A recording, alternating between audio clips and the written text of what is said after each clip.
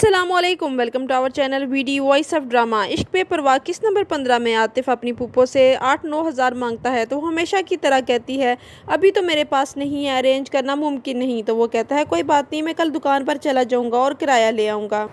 तो पुप्पो को अपना पोल खुलने का डर पड़ जाता है और वो कहती है नहीं नहीं, कल सुबह आकर मुझसे पैसे ले जाना। जन्नत और आतिफ नौकरानी को घर छोड़ने जाते हैं। सुल्तान पीछा करते हुए घर तक आ जाता है। जन्नत नौकरानी को काम करने से मना कर देती है कि आज के बाद यहाँ नहीं दिखनी चाहिए हो। वो बहुत मिन्नत समाजत करती है कि मेरे घर वालों पर कर्ज है, मुझे नौकरी से निकाल दिया तो लोग हमारा जीना हराम कर देंगे। लेकिन जन्नत बाजिद होती है, वो नहीं मानती। इतनी देर में राहिला आ जाती है, उसके रोने की वजह पूछती है तो वो कहती है जन्नत मुझे काम से निकाल रही है। तो राहिला जन्नत से वजह पूछती है तो वो कहती है मैं उम्र पर बोझ नहीं डालना चाहती, मैं खुद काम कर लूँगी।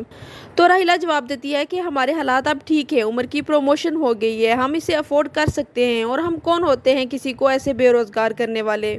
उमर घर आता है तो जन्नत पूछती है आज आप इतनी जल्दी आ गए। वो कहता है नहीं, मैं तो टाइम से आया हूँ, लेकिन तुम मोबाइल पर बिजी थी इसीलिए तुम्हें वक्त गुजरने का पता ही नहीं चला। और फूफी अम्मी ठीक कहती हैं कि मोबाइल वक्त का ज़िया है। तो जन्नत को ये बात बुरी लगती है।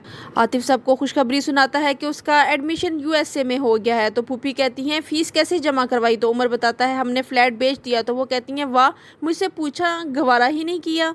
फूफी अम्मी अपनी बेटी और नवासे के लिए गोल्ड की ज्वेलरी खरीदने जाती हैं और आतिफ देख लेता है। जन्नत और उमर राहिला को डॉक्टर के पास लेकर जाते हैं और रास्ते में सुल्तान मिलता है। जन्नत को गाड़ी में इशारा करता है तो वो परेशान हो जाती है। फूफी अम्मी घर आकर किरण और आतिफ को सब गिफ्ट्स दिखाती हैं लेकिन गोल्ड छुपा लेती हैं। आतिफ कहता है फूफो कोई अंगूठी ही ले आती बच्चे के लिए। तो फूफी कहती है नहीं नहीं, इतना छोटा बच्चा गोल्ड कैसे पहनेगा। उमर अपनी माँ को लेकर घर आता है और सबको बताता है कि मामा को डॉक्टर ने बताया है कि अब ये बिल्कुल ठीक है और इसी खुशी में आज हम डिनर करने जाएंगे। जन्नत दादो को बताती है कि सुल्तान ने आज उसका पीछा किया। तो दादो कहती है तुम परेशान ना हो, मैं इसकी टांगे तोड़ूंगी। आतिफ फूफी अम्मी के कमरे में जाता है और गोल्ड की चीजें और प्राइस लिस्ट निकाल कर ले जाता है और हिसाब लगाने बैठ जाता है। सब डिनर पर जाने के लिए तैयार होकर गाड़ी में बैठ जाते हैं। आतिफ सोने की चीजें लाकर जन्नत को दिखाता है और कहता है ये देखें फूफी अम्मी के ड्रामेबाजियां। जन्नत का इंतजार करने के बाद उमर भी अंदर आ जाता है। आतिफ जन्नत को कहता है ये अपने पास रखें, लेकिन वो मना करती है मैं नहीं रखूंगी। वो कहता है फूफी अम्मी तो आपके साथ भी बुरा करती हैं। इतनी देर में उमर आ जाता है और कहता है क्या करती हैं फूफी अम्मी।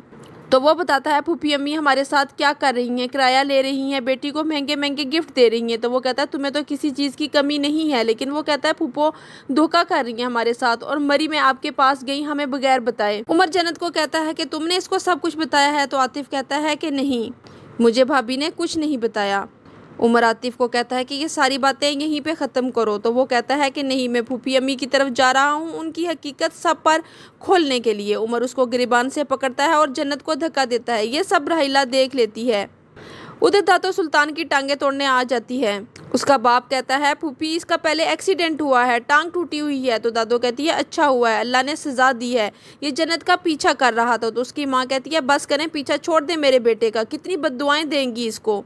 वो सुल्तान से पूछती है कि क्या कह रही थी फूफी अम्मी, क्या तुम वाकई जन्नत के पीछे गए थे। जन्नत वॉशरूम को लॉक कर लेती है, रो रही होती है। उमर दरवाजा खटखटाता है लेकिन वो नहीं खोलती। उधर राहिला और फूफी अम्मी आतिफ से लड़ाई की वजह पूछ रही होती हैं। तो फूफी अम्मी कहती है जन्नत और उमर में लड़ाई हो रही थी, तुम भी वहाँ थे, लेकिन ऐसी क्या क़यामत आ गई कि नौबत यहाँ तक पहुँचाई।